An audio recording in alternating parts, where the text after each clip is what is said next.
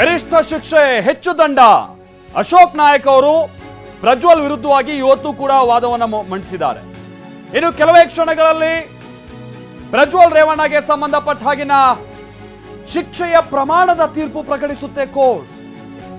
ಜಾಪತಿಗಳ ವಿಶೇಷ ನ್ಯಾಯಾಲಯ ಮೈಸೂರು ಜಿಲ್ಲೆ ಕೆಆರ್ ನಗರ ಮಹಿಳೆಯ ಅತ್ಯಾಚಾರ ಪ್ರಕರಣಕ್ಕೆ ಸಂಬಂಧಪಟ್ಟ ಹಾಗೆ ಪ್ರಜ್ವಲ್ಗೆ 10 ವರ್ಷ ಜೈಲು ಅಥವಾ ಜೀವಾವಧಿ ಶಿಕ್ಷೆನೋ ಇನ್ನು ಕೆಲವೇ ಕ್ಷಣಗಳಲ್ಲಿ ಶಿಕ್ಷೆಯ ಪ್ರಮಾಣವನ್ನು ಪ್ರಕಟಿಸುತ್ತೆ. ನ್ಯಾಯಾಧೀಶರು ಹೇಳಿರೋ ಪ್ರಕಾರವಾಗಿ 2:45ಕ್ಕೆ ಪ್ರಮಾಣವನ್ನು ಪ್ರಕಟ ಮಾಡ್ತೀನಿ ಅಂತ ಹೇಳಿದ್ರು. 2:45 ಆಯ್ತು. ಈಗ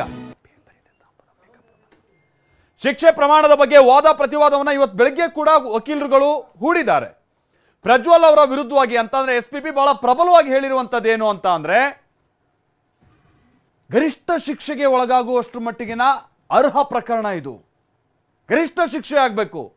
ಈ ಮುಖೇನವಾಗಿ ದೇಶಕ್ಕೆ ಇದು ಮಾದರಿ ಆಗಬೇಕು. ಯಾಕಂತಂದ್ರೆ ಪ್ರಜ್ವಲ್ ಇಲ್ಲಿ ಎಲ್ಲೋ ಸಾಮಾನ್ಯ ವ್ಯಕ್ತಿ ಅಲ್ಲ. ಪ್ರಜ್ವಲ್ ರೇವಣ್ಣ ಓರ್ವ ಜನಪ್ರತಿನಿಧಿ ಆದಂತಹ ವ್ಯಕ್ತಿ. ತನ್ನ ಅಧಿಕಾರವನ್ನು ಆತ ದುರ್ಬಳಕೆ ಮಾಡಿಕೊಂಡಿದ್ದಾನೆ. ಈ ಕಾರಣಕ್ಕಾಗಿ ಇದು ದೇಶಕ್ಕೊಂದು ಮಾದರಿ ಆಗಬೇಕು ಅನ್ನುವಂಥ ವಾದವನ್ನು ಹೂಡಿದ್ದರು. ಹೀಗಾಗಿ ಆಮೇಲೆ ಕಾನೂನು ತಜ್ಞರುಗಳು ಕೂಡ ಹೇಳ್ತಾ ಇರೋ ಪ್ರಕಾರವಾಗಿ ಹಾಕಿರುವಂತಹ ಸೆಕ್ಷನ್ಗಳು ಅದರ ಆಧಾರದ ಮೇಲೆ ಇದು ಪ್ರೂವ್ ಆಗಿರುವಂತಹ ಕಾರಣಕ್ಕಾಗಿ ಇಲ್ಲಿ ಜೀವಾವಧಿ ಶಿಕ್ಷೆನೇ ಪ್ರಕಟ ಆಗ್ಬೋದು ಅಂತ ಹೇಳಲಾಗ್ತಾ ಇದೆ. ಗೊತ್ತಿರಲಿ, ಇದು ಕೇವಲ ಒಂದು ಪ್ರಕರಣ.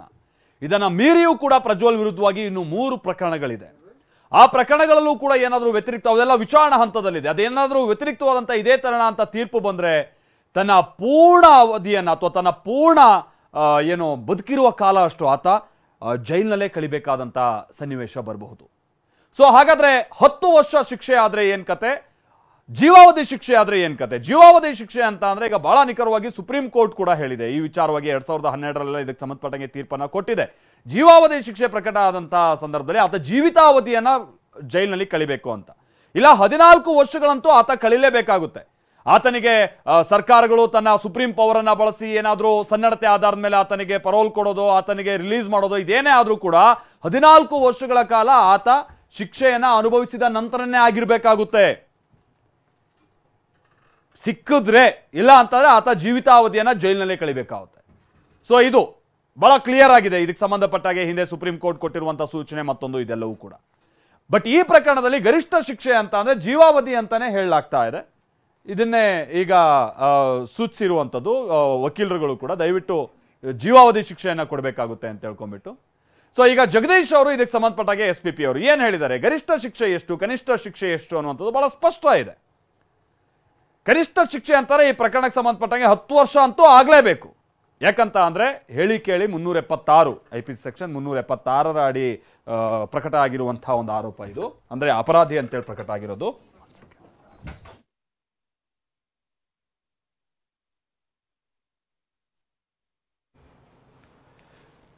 ಸೊ ಇನ್ನೇನು ಕೆಲವೇ ಹೊತ್ತಿನಲ್ಲಿ ಆದೇಶ ಪ್ರಕಟವಾಗತ್ತೆ. ಈಗ SPP ತಮ್ಮ ವಾದ ಮಂಡನೆಯನ್ನು ಮುಗಿಸಿದ್ರು. ಇವತ್ತು ಬೆಳಗ್ಗೆ SPP BN ಜಗದೀಶ್ ಅವರು ಜೊತೆಗೆ SPP ಆಗಿರುವಂತಹ ಅಶೋಕ್ ನಾಯಕ್ ಇಬ್ಬರೂ ಕೂಡ ತಮ್ಮ ವಾದ ಮಂಡನೆಯಲ್ಲಿ ಪ್ರಜ್ವಲ್ ಒಬ್ಬ ಜನಪ್ರತಿನಿಧಿ, ತುಂಬಾ ಇನ್ಫ್ಲೂಯೆನ್ಷಿಯಲ್ ವ್ಯಕ್ತಿ, ಒಂದು ಜವಾಬ್ದಾರಿ ಸ್ಥಾನದಲ್ಲಿದ್ದಂತಹ ವ್ಯಕ್ತಿ. ಇಂಥ ಒಬ್ಬ ವ್ಯಕ್ತಿ ಬರೀ ತಿಂಗಳಿಗೆ 10,000 ರೂಪಾಯಿಗೋಸ್ಕರ ಪಾಪ ಮನೆ ಕೆಲಸ ಮಾಡ್ಕೊಂಡಿದ್ದಂತಹ ಒಬ್ಬ ಮಹಿಳೆ ಮೇಲೆ ಅತ್ಯಾಚಾರ ಮಾಡ್ತಾರೆ. ಅದು ಪದೇ ಪದೇ ಅತ್ಯಾಚಾರ ಆಗತ್ತೆ, ಆಕೆಗೆ ಹಲ್ಲೆಗಳಾಗತ್ತೆ, ಆಕೆಯ ಮೇಲೆ, ಆಕೆಯ ಮಾನಸಿಕವಾಗಿ ಆಕೆಯ ಮೇಲೆ ದೌರ್ಜನ್ಯಗಳಾಗಿದೆ. ಸೊ ಇದೆಲ್ಲವನ್ನೂ ಕೂಡ ಪರಿಗಣಿಸಬೇಕು.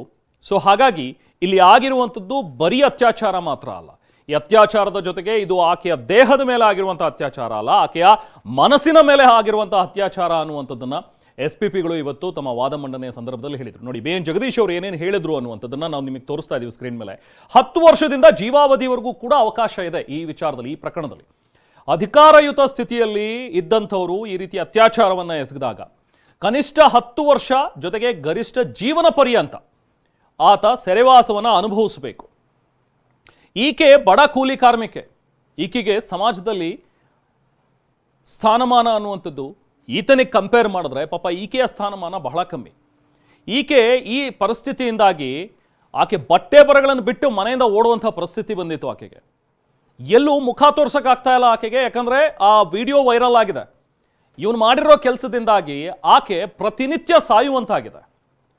ಸೊ ಪ್ರಜ್ವಲ್ ಸಂಸದನಾಗಿದ್ಕೊಂಡು, ಒಬ್ಬ ಜನಪ್ರತಿನಿಧಿಯಾಗಿದ್ಕೊಂಡು, ಕಾನೂನು ತಿಳಿದವನಾಗಿದ್ಕೊಂಡು ತನ್ನ ಹಣ ಅಧಿಕಾರವನ್ನು ದುರುಪಯೋಗ ಪಡಿಸ್ಕೊಂಡಿದ್ದಾನೆ. ಸಮಾಜದ ತನ್ನ ಸ್ಥಾನಮಾನವನ್ನು ಈ ಅಪರಾಧಿ ದುರುಪಯೋಗ ಪಡಿಸ್ಕೊಂಡಿದ್ದಾನೆ. ಸೊ ಹಾಗಾಗಿ ಪ್ರಜ್ವಲ್ಗೆ ಗರಿಷ್ಠ ಶಿಕ್ಷೆಯನ್ನು ವಿಧಿಸಬೇಕು. ಇದು ಇತರರಿಗೆ ಎಚ್ಚರಿಕೆಯ ಗಂಟೆ ಆಗಬೇಕು, ಸಮಾಜಕ್ಕೆ ಒಂದು ಸಂದೇಶ ರವಾನೆ ಆಗಬೇಕು. ಈ ಥರದ ತಪ್ಪುಗಳನ್ನು ಮಾಡಿದ್ರೆ, ಈ ಥರದ ಅಪರಾಧಗಳನ್ನು ಎಸಗಿದ್ರೆ ಅಂಥವ್ರಿಗೆ ಏನು ಶಿಕ್ಷೆ ಆಗುತ್ತೆ ಅನ್ನುವಂಥದ್ದನ್ನು ಈ ಮೂಲಕ ನಾವು ಒಂದು ಮೆಸೇಜ್ ಕೊಡಬೇಕು, ಒಂದು ಎಕ್ಸಾಂಪಲ್ ಸೆಟ್ ಮಾಡಬೇಕು ಅನ್ನುವಂಥ ಮನವಿಯನ್ನು BN ಜಗದೀಶ್ ಅವರು ಇಟ್ಟರು. ಹಾಗೆ SPP ಅಶೋಕ್ ನಾಯಕ್ ಅವರು ಕೂಡ ಮಾತಾಡಿದ್ರು. ನೋಡಿ, ಒಂದು ಕೇಸ್ನಲ್ಲಿ 25 ಲಕ್ಷ ದಂಡ ವಿಧಿಸಿರುವಂಥ ಉದಾಹರಣೆ ಇದೆ. ಬರೀ ಗರಿಷ್ಠ ಜೀವಾವಧಿ ಶಿಕ್ಷೆ ಮಾತ್ರ ಅಲ್ಲ, 25 ಲಕ್ಷದಷ್ಟು ಆತನಿಗೆ ಜುರ್ಮಾನೆ ಹಾಕಬೇಕು, ದಂಡ ವಿಧಿಸಬೇಕು. ಆ ಹಣದ ದೊಡ್ಡ ಮೊತ್ತವನ್ನು ಆಕೆಗೆ ಕೊಡಬೇಕು. ಯಾಕೆಂದ್ರೆ ಆಕೆ ಜೀವನ ನಡೆಸುವಂಥದ್ದು ದುಸ್ತರವಾಗಿದೆ.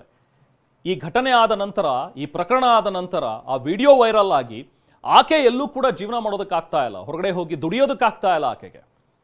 ಸೊ ಹಾಗಾಗಿ ಈತನಿಗೆ ಜೀವಾವಧಿ ಶಿಕ್ಷೆಯನ್ನು ವಿಧಿಸೋದ್ರ ಜೊತೆಗೆ ದೊಡ್ಡ ಮೊತ್ತದ ದಂಡ ವಿಧಿಸಬೇಕು. ಕೆಲವೊಂದು ಪ್ರಕರಣದಲ್ಲಿ ನಾವು ನೋಡಿದ್ದೀವಿ 25 ಲಕ್ಷದವರೆಗೂ ಕೂಡ ದಂಡ ಹಾಕಿರುವಂಥ ಉದಾಹರಣೆ ಇದೆ. ಸೊ ಹಾಗಾಗಿ ಇವನಿಗೆ ಕನಿಷ್ಠ 10 ವರ್ಷ ಇಲ್ಲ ಗರಿಷ್ಠ ಜೀವಾವಧಿವರೆಗೂ ಕೂಡ ಅವಕಾಶ ಇದೆ ಕೊಡೋದಕ್ಕೆ. ಸೊ ನಾವು ಅಪೀಲ್ ಮಾಡ್ತಾ ಇರೋದು ಈತನಿಗೆ ಜೀವಾವಧಿ ಶಿಕ್ಷೆನೇ ಆಗಬೇಕು ಅನ್ನುವಂಥದ್ದನ್ನು BN ಜಗದೀಶ್ ಅವರು ಮತ್ತು ಅಶೋಕ್ ನಾಯಕ್ ಅವರು ತಮ್ಮ ವಾದ ಮಂಡನೆಯಲ್ಲಿ ತಿಳಿಸಿದರು.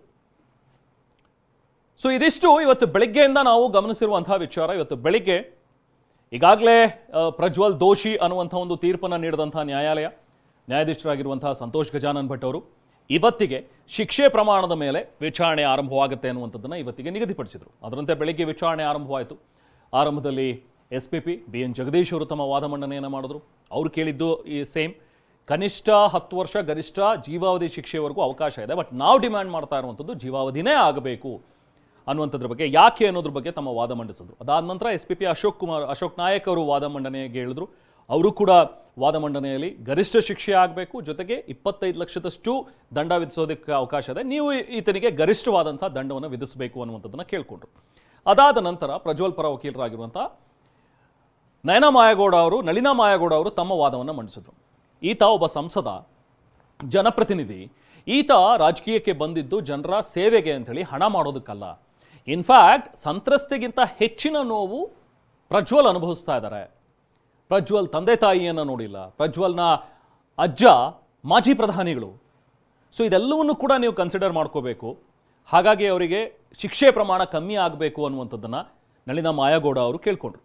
ಈತ ಯುವ ಸಂಸದ, ಈತನ ಫ್ಯೂಚರ್ ಇದೆ, ಹಣ ಮಾಡಬೇಕು ಅಂಥೇಳಿ ಈತ ಏನು ಬರಲಿಲ್ಲ. 2024ರ ಚುನಾವಣೆ ವೇಳೆಯಲ್ಲಿ ಯಾಕೆ ವೈರಲ್ ಆಯಿತು ಹಾಗಾದರೆ?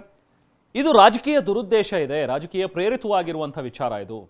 ಸೊ ಹಾಗಾಗಿ ಈ ಥರದ ರಾಜಕೀಯ ವಿಚಾರಗಳು, ಒಂದು ಅಜೆಂಡಾ ಇಟ್ಕೊಂಡು ಈ ಥರದೊಂದು ಒಬ್ಬ ವ್ಯಕ್ತಿಯ ತೇಜೋವಧೆ ಮಾಡೋದಕ್ಕೆ ಬಿಡುವಂಥ ಈ ವಿಡಿಯೋಗಳು, ಇದೆಲ್ಲವನ್ನು ಕೂಡ ಆಧರಿಸಿ ನಾವೇನಾದರೂ ಗರಿಷ್ಠ ಶಿಕ್ಷೆ ಅಥವಾ ಈತನಿಗೆ ಶಿಕ್ಷೆಯನ್ನು ವಿಧಿಸಿದ್ರೆ ಅದು ಬ್ಯಾಡ್ ಎಕ್ಸಾಂಪಲ್ ಸೆಟ್ ಮಾಡ್ದಂಗೆ ಆಗುತ್ತೆ. ಸೊ ಇದರ ಆಧಾರದ ಮೇಲೆ ಪ್ರಜ್ವಲ್ಗೆ ಶಿಕ್ಷೆ ಆಗಬಾರ್ದು, ಇದನ್ನು ಪರಿಗಣಿಸಬಾರ್ದು ಅನ್ನುವಂಥ ಒಂದು ಮನವಿಯನ್ನು ನಳಿನಾ ಮಾಯಗೌಡ ಅವರು ಮಾಡಿದ್ರು. ಸೊ ಅದಕ್ಕೆ SPP ಜಗದೀಶ್ ಅವರು ಕೂಡ ಆಕ್ಷೇಪವನ್ನು ವ್ಯಕ್ತಪಡಿಸಿದ್ರು. ನೀವು ಹೇಳ್ತಾ ಇರೋದು ಸರಿಯಲ್ಲ ನೋಡಿ, ಯಾಕಂದರೆ ಇವನ್ ಪ್ರಜ್ವಲ್ ರೇವಣ್ಣಂಗೆ ಹೆಚ್ಚಿಗಿನ ತೊಂದರೆ ಆಗಿದೆ, ಸಂತ್ರಸ್ತೆಗೆ ಏನು ತೊಂದರೆ ಆಗಿಲ್ಲ ಅನ್ನುವಂಥದ್ದನ್ನು ನೀವು ಹೇಳ್ತಾ ಇದ್ರಿ. ಬಟ್ ಆಕೆ ಮಾನಸಿಕವಾಗಿ ಎಷ್ಟು ಜರ್ಜರಿತಳಾಗಿದ್ದಾಳೆ ಅದೆಲ್ಲವನ್ನೂ ಕೂಡ ನೀವು ಗಮನಿಸಬೇಕಾಗತ್ತೆ ಅನ್ನುವಂಥದ್ದನ್ನು ಕೂಡ ಆಕ್ಷೇಪವನ್ನು ವ್ಯಕ್ತಪಡಿಸಿದ್ರು. ಅದಾದ ನಂತರ ಪ್ರಜ್ವಲಿಗೆ ಕೇಳಿದ್ರು, ಯಾಕಂದರೆ ಇದೊಂದು ಕಾನೂನಿನ ಭಾಗ. ಯಾವುದೇ ಒಬ್ಬ ಅಪರಾಧಿ ಇದ್ರೂ ಕೂಡ ಆತನ ಅಪರಾಧ ಸಾಬೀತಾದ ಮೇಲೆ ಆತನಿಗೂ ಕೂಡ ಅವಕಾಶವನ್ನು ಕೊಡ್ತಾರೆ. ಏನು ಹೇಳ್ತೀರಿ ಈ ವಿಚಾರವಾಗಿ, ನೀವು ನಿಮ್ಮ ಸಮಜಾಯಿಷಿ ಏನು ಅನ್ನುವಂಥದ್ದನ್ನು ಸಹಜವಾಗಿ ವಕೀಲರು ಜಡ್ಜ್ ಕೇಳ್ತಾರೆ. ಅದೇ ರೀತಿ ಇವತ್ತು ಕೂಡ ಪ್ರಜ್ವಲ್ ರೇವಣ್ಣಗೆ ನಿಮ್ಮ ಅಭಿಪ್ರಾಯ ಏನು ಅನ್ನುವಂಥದ್ದನ್ನು ಕೇಳೋದು. ಮೊದಲು ಇಂಗ್ಲೀಷ್ನಲ್ಲಿ ಆರಂಭ ಮಾಡಿದ್ರು ಪ್ರಜ್ವಲ್. ಮಾತಾಡ್ತಾ ನಾನೊಬ್ಬ ಸಂಸದ ಆಗಿದ್ದಂಥವನು ಅವಾಗ. ಸೊ ಆಗ ಸುಮಾರು ಕೇಸಸ್ ಆಗಿದೆ, ನಾನು ಸುಮಾರು ಇಂಥ ರೇಪ್ ಕೇಸಲ್ಲಿ ಭಾಗಿಯಾಗಿದ್ದೀನಿ ಅನ್ನುವಂಥದ್ದಾದರೆ ಯಾಕೆ ಹೊರಗಡೆ ಬರಲಿಲ್ಲ, ಅವಾಗ ಯಾಕೆ ಕಂಪ್ಲೇಂಟನ್ನು ಯಾರೂ ಕೊಟ್ಟಿರಲಿಲ್ಲ ಅನ್ನುವಂಥದ್ದನ್ನು ಕೂಡ ಆತ ಪ್ರಶ್ನೆ ಮಾಡ್ತಾ ಹೋದ. ಅದಾದ ನಂತರ ಅಳೋದಕ್ಕೆ ಪ್ರಾರಂಭಿಸಿದಂಥ ಪ್ರಜ್ವಲ್ ನಂತರ ಮಾತನ್ನು ಕನ್ನಡಕ್ಕೆ ಶಿಫ್ಟ್ ಆದ, ಕನ್ನಡದಲ್ಲೇ ಮಾತಾಡೋದಕ್ಕೆ ಶುರು ಮಾಡ್ದ. ಸೊ ಆಗ ನನ್ನ ತಂದೆ ತಾಯಿಗಳನ್ನು ನೋಡಿ ನಾನು 6 ತಿಂಗಳಾಗ್ಬಿಟ್ಟಿದೆ, ನಾನು ಒಬ್ಬ ಸಂಸದನಾಗಿದ್ದಂಥವನು, ನನ್ನ ಎಜುಕೇಷನ್ ಕ್ವಾಲಿಫಿಕೇಷನ್ ಕೂಡ ಚೆನ್ನಾಗಿದೆ ಅನ್ನುವಂಥದ್ದನ್ನು ಆತ ಹೇಳ್ದ. ಆಗ ಕೇಳಿದ್ರು ಜಡ್ಜ್, ಇನ್ಫ್ಯಾಕ್ಟ್ ಸಂತೋಷ್ ಗಜಾನನ್ ಭಟ್ ಅವರು ಕೂಡ ಕೇಳಿದ್ರು, ಏನು ಓದಿದಿರಿ ನೀವು ಅನ್ನೋದನ್ನು. ಆಗ ಪ್ರಜ್ವಲ್ ಹೇಳಿದ್ದು, ನಾನು ಮೆಕ್ಯಾನಿಕಲ್ ಇಂಜಿನಿಯರಿಂಗ್ ಓದಿದ್ದೀನಿ, ಮೆಕ್ಯಾನಿಕಲ್ ಇಂಜಿನಿಯರ್ ಆಗಿದ್ದೀನಿ ನಾನು.